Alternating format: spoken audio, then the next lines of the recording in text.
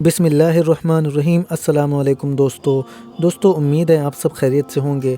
अल्लाह आप सबको ऐसे ही खुश रखे। दोस्तों, आज हम आपके लिए एक ऐसी वीडियो लाए हैं जिसमें आप देखोगे कि एक हिंदू भाई जो अपने धर्म को प्रॉपरली फॉलो कर रहा था, लेकिन उसे एक सेटिस्फेक्शन नहीं मिल पा रहा था। उसे ये समझ नहीं आ रहा था कि कैसे हम महाभारत को रियल मान ले, जबकि इसका एक सिंगल एविडेंस भी नहीं है। और कैसे हम किसी ऐसे को अपना भगवान मान ले जिसके कैरेक्टर पर ही सवाल उठ खड़े हों।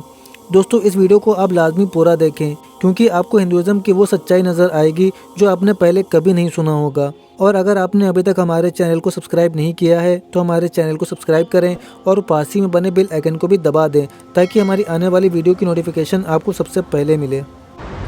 Hello, praise the Lord, God bless you all. परमेश्वर आप सबको बहुत आशीष दें। आज मैं उस सवाल का जवाब देने वाला हूं जो मुझसे बार बार पूछा जाता है हिंदूवादियों के द्वारा और सब मुझे बुरा भला बोलने वालों के द्वारा कि तुमने हिंदू धर्म को क्यों छोड़ दिया, ऐसी क्या कमी लगी तुम्हें कि तुमने हिंदू धर्म को छोड़ दिया। तो आज वो कमियां जो मुझे लगी वो मैं आपको डिटेल से बताऊंगा, पॉइंट वाइज बताऊंगा। ठीक है, तो आप वीडियो को लास्ट तक देखिए। ठीक है, और आपको का पूरा जवाब मिल जाएगा। ठीक है, तो सबसे बड़ी जो कमी थी जिसकी वजह से मैंने हिंदू धर्म को या हिंदू मत को छोड़ा वो था झूठ। क्योंकि इसमें बहुत ज़्यादा मात्रा में कूट कूट के भर भर के झूठ भरा हुआ है। कैसे? मैंने महाभारत पढ़ी और मुझे बहुत अच्छी लगी पढ़ने में, स्टोरी पढ़ने में मुझे बहुत अच्छी लगी। मेरे पास एक महाभारत की किताब थी और मैंने जब उसको पढ़ा तो मुझे बहुत एंटरटेनिंग लगी पढ़ने में। बहुत फैंटेसी, ट्विस्ट एंड टर्न्स और बहुत सारी ऐसी बातें जो कि एक आइडियल फैंटेसी बुक में होनी चाहिए वो उसमें थी और मुझे अच्छी भी लगी। लेकिन जब मुझसे ये कहा गया कि भैया ये तो सच में हुई थी और ये वास्तविक घटना थी और ये वर्तमान समय से कोई 5 से 7 हज़ार साल पहले घटित हुई, तब जाके मुझे लगा कि ये तो बहुत बड़ा झूठ है, कोरा झूठ है। क्योंकि उसके अंदर जो बातें लिखी हैं वो बातें किसी भी हिसाब से सच तो हो ही नहीं सकती। अगर आप उसको एक फैंटेसी के हिसाब से पढ़ो तो मज़ेदार है, लेकिन सच नहीं माना जा सकता उनको। क्योंकि मैं एक पढ़ा लिखा इंसान हूँ, एक वर्तमान समय में इस वर्तमान सदी में जीने वाला एक व्यक्ति हूँ। और आप मुझसे कहोगे कि आज से 5 से 7 हज़ार साल पहले ऐसा ज़माना था जब कान से बच्चे पैदा होते थे, टांग से बच्चे पैदा होते थे, मटके से बच्चे पैदा होते थे। जब ये जो सूर्य है, जो सन हमारे सामने चमक रहा है, ये उतर कर इंसान बन के नीचे आता था और किसी व्यक्ति को गिफ्ट देता था।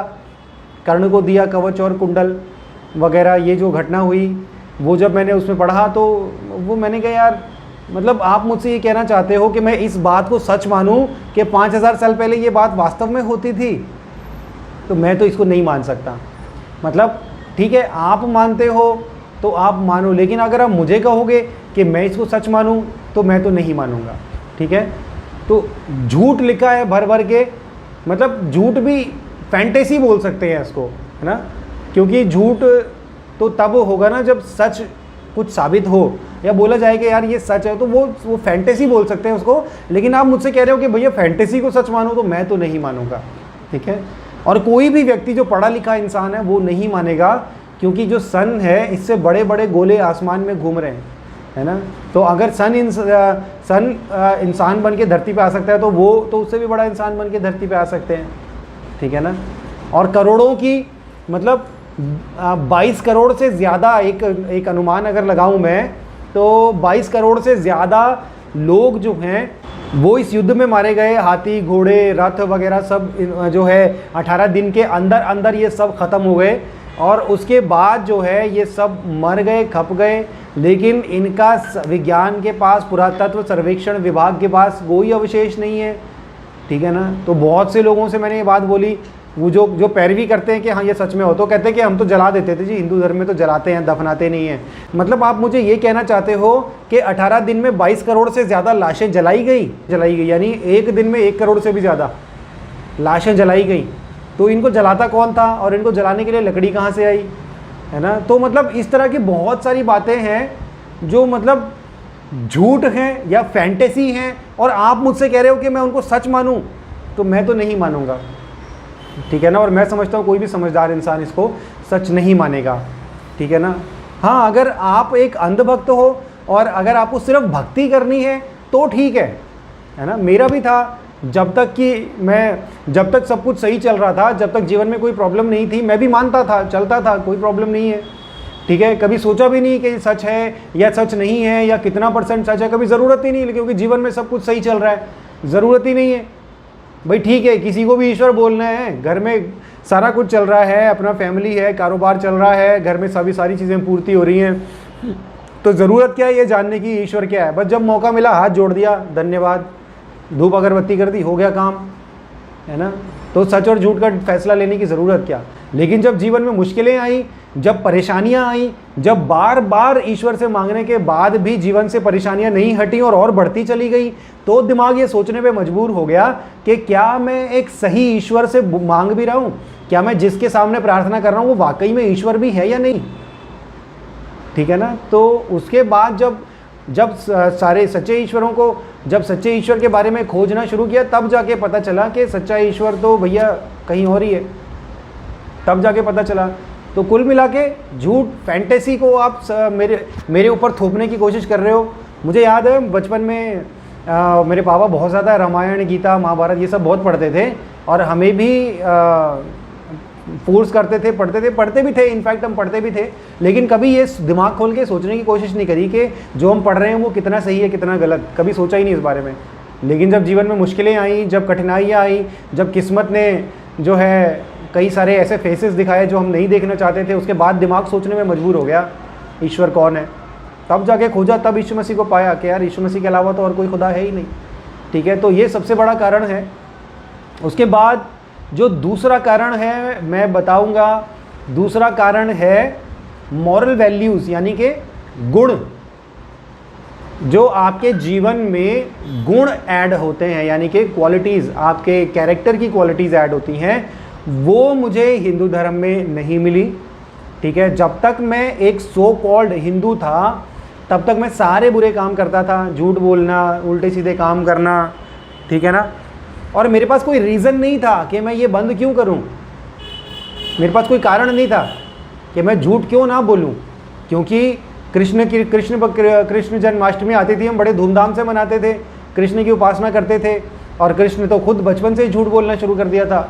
कहते ना कि गाने बना के गाते हैं और उसको झूठ को झूठ नहीं बोलते कि झूठ बोला, कहते गाने बना के, वाह हमारे भगवान को देखो कितना अच्छा झूठ बोलते हैं कि जी मैंने मक्खन नहीं खाया, है ना। चोरी करना बचपन से शुरू कर दिया था।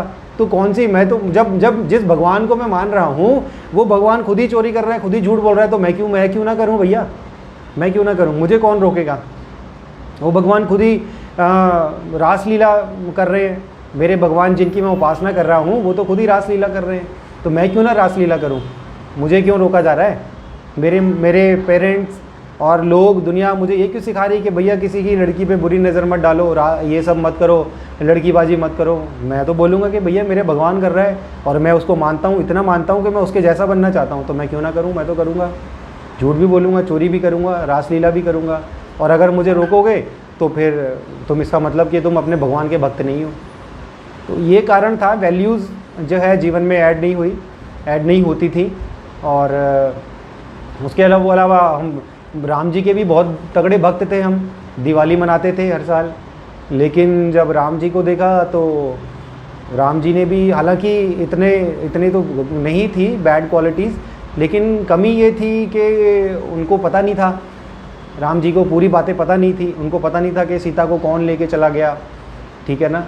और उनकी शक्तियाँ लिमिटेड थी, वो ईश्वर के स्तर पर थे। बहुत से लोग कहते हैं कि राम जी ने तो कभी भी नहीं कहा कि मैं ईश्वर हूँ, लेकिन आप पूछते तो है ना, हम उन्हें ईश्वर करके पूछते तो थे, ईश्वर करके उन्हें। तो जब मैंने गौर किया तो देखा कि राम जी की तो शक्तियाँ लिमिटेड हैं, वो बाली को नहीं मार पाए। ये मेरा पर्सनल असम्पशन है, जो मैंने उन दिनों में, मैं जब देखता था रामायण, बचपन में याद है मुझे रामायण देखते थे, और कभी नहीं सोचा कि यार राम जी तो बाली को मार ही नहीं पाए, मतलब एक साधारण वानर भगवान से बलशाली कैसे हो गया, कभी नहीं सोचा। वो देख रहे हैं, मज़े ले रहे हैं, आनंद ले रहे हैं, तालियां बजा रहे हैं, लेकिन कभी सोचा ही नहीं। लेकिन जब बाद में मौका पड़ा तब सोचा इस बारे में। तो राम जी की भी शक्तियाँ लिमिटेड थी, उन्हें पता नहीं था कि उनकी पत्नी को कौन ले गया, बाली को नहीं मार पाए, रावण को भी नहीं मार पाए, उन्हें पूरी बातें पता ही नहीं थी, है ना। अगर ईश्वर की तरह हम जिसकी उपासना कर रहे हैं तो उसके अंदर क्वालिटी होनी चाहिए कि जो हम चाहें कि हमारे अंदर आए। अब मेरी पत्नी है तो मैं कभी भी मेरी पत्नी को छोड़ना, मैं उससे बहुत प्यार करता हूँ, और कोई इंसान अगर मुझे बोल दे कि भैया तेरी पत्नी तो गलत है, तो मैं उसको छोड़ थोड़ी दूंगा, मैं छोड़ थोड़ी दूंगा उसे। मैं उसको समझाऊंगा, बुझाऊंगा, मैं प्यार करता हूँ ना उससे, तो मैं उसको छोड़ थोड़ी दूंगा, उसको समझाऊंगा। मैं देखूंगा कि कहीं ना कहीं मेरे में ही कमी है, जो वो गलत हो गई। तो हर एक इंसान यही करता है। तलाक की नौबत तो बहुत बाद में आती है छोड़ने की तो, लेकिन राम जी ने तो छोड़ दिया। ये मैंने देखा, इस बात को नोट किया, मैंने कहा यार नहीं, ये भी एक आइडियल, जो वो आइडियल ईश्वर जिनको मैं चाहता हूँ कि एक आइडियल हो, मेरे आदर्श, जो मेरे आदर्श हो, वो ईश्वर फिर मैंने राम जी को भी नहीं देखा। और उसके अलावा फिर शिव जी की ओर देखा। शिव जी जो है वो देखा कि उनको तो मतलब अगर शिव जी की उपासना करें तब तो हमें पूरी आज़ादी है, नशे करो, चरस पियो, गांजा पियो, भांग पियो, धुएं उड़ाओ। देखते हैं छोटे छोटे बच्चे गांजा पी रहे हैं। वीडियो आई थी मेरे पास एक कुछ दिन पहले, अभी वो क्या नाम उसका, केसरी, क्या बोलते हैं उसको, केसरी का रंग का कपड़ा पहना हुआ है, घूम रहे हैं और चिलम लगाई हुई है, चिलम पी रहे हैं और कह रहे हैं जी हम तो भोले का प्रसाद पी रहे हैं, और गाना भी चल रहा है भोले का प्रसाद पी रहे हैं। मतलब ये चीज़ें हैं। और मैं भी बहुत किसी टाइम पर सिगरेट पीता था, सब मतलब और भी कई नशे, अल्कोहल लेता था। तो मतलब कोई कारण नहीं था कि मैं क्यों बंद करूं।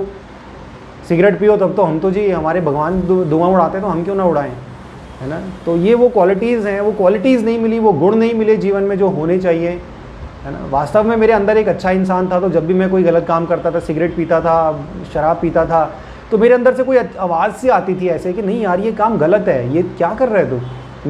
मेरा अपना अंतर्मन, मेरी अंतरात्मा मुझसे कहती थी कि भाई ये क्या कर रहा है, सिगरेट पीना गलत बात है, सेहत को जो नुकसान होता है वो तो है, लेकिन गलत बात है। शराब पीना गलत बात है ना। लड़कियों को बुरी नज़र से देखना गलत बात है। लेकिन मैं तो जिन ईश्वरों की उपासना कर रहा हूँ वो खुद ही ये कर रहे हैं, तो मैं क्यों ना करूँ। तो गुण नहीं मिले जीवन में, है ना। ये बहुत बड़ा एक कारण था। जो ये बलियाँ वगैरह हैं, इसके बाद गलत भ्रांतियाँ, गलत चीज़ें, गलत शिक्षाएँ, बहुत सारी ऐसी बातें हैं जो गलत है। जातिवाद एक बहुत बड़ा कारण है मेरी समझ में। मेरे लिए जातिवाद सबसे बड़ा कारण है। मतलब मैं उत्तराखंड से हूँ और एक निम्न जाति में मैं पैदा हुआ, और बचपन से लेकर बड़े होने तक मुझे इस बात का, मुझे बार बार जब भी मैं मेरे गांव जाता हूँ, मुझे बार बार ये बात याद दिलाई जाती है कि मैं छोटी जाति से हूँ। और उस वक्त मुझे लगता था कि नहीं यार, मैंने कहा, मैं सोचता था कि ये ईश्वर है ना, जो मैंने कहा ये ईश्वर कभी सच्चा नहीं हो सकता जो इंसान को जातियों में बांटता है। मतलब मेरी क्वालिटीज़ की वजह से, मेरी क्वालिटीज़ की वजह से नहीं जाना चाहूँगा। मैं चाहे इंग्लैंड जाके पढ़ के आ जाऊँ, मैं चाहे जितने मेरे गांव में लोग हैं मैं उन सब के ऊपर चाहे कलेक्टर बन जाऊँ, तब भी मुझे बार बार ये जताया जाएगा कि तू छोटी जाति का है भैया, क्योंकि ये तो मैं पैदा हुआ ना। तो मैंने कहा ये ना तो ये ग्रंथ सच्चे हो सकते हैं, ना ये ईश्वर सच्चे हो सकते हैं जो मुझे मेरी काबिलियत से नहीं, मेरी जाति से छोटा बताते हैं। काबिलियत कितनी भी हो कोई फ़र्क नहीं पड़ता। तो ये बहुत बड़ा रीज़न है ना। तो ये आज भी बाय द वे ये पूरी तरह से उत्तराखंड में बहुत ज़्यादा जातिवाद है, कोने कोने में जातिवाद है।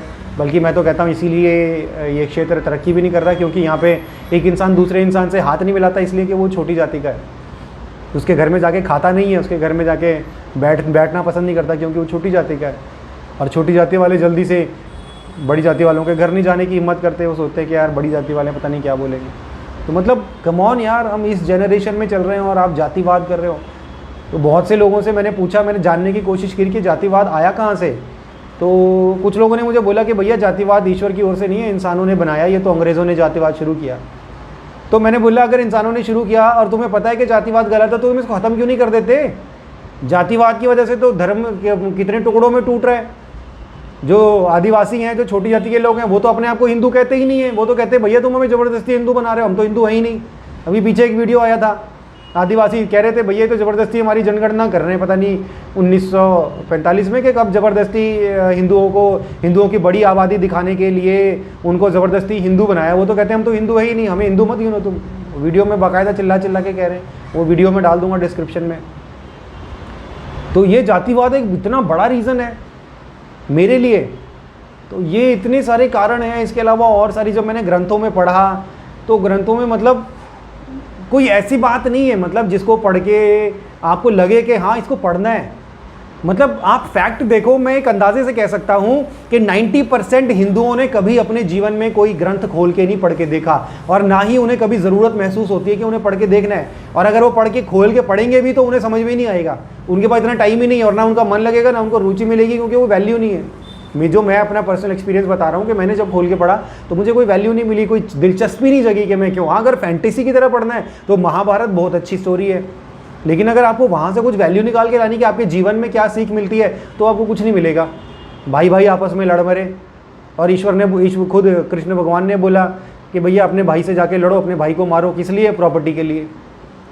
तो ये तो गलत शिक्षा है। मैं तो कभी भी इस बात को सपोर्ट नहीं करता कि एक भाई अपने भाई को प्रॉपर्टी के लिए मारें। दोस्तों उम्मीद है आपको ये वीडियो पसंद आई होगी। वीडियो पसंद आए तो वीडियो को लाइक करें और ज़्यादा से ज़्यादा शेयर करें। अब मिलते हैं आपसे अगली वीडियो में, तब तक के लिए अपना बहुत सारा ख्याल रखें। अस्सलामु अलैकुम वरहमतुल्लाहि वबरकातुहू।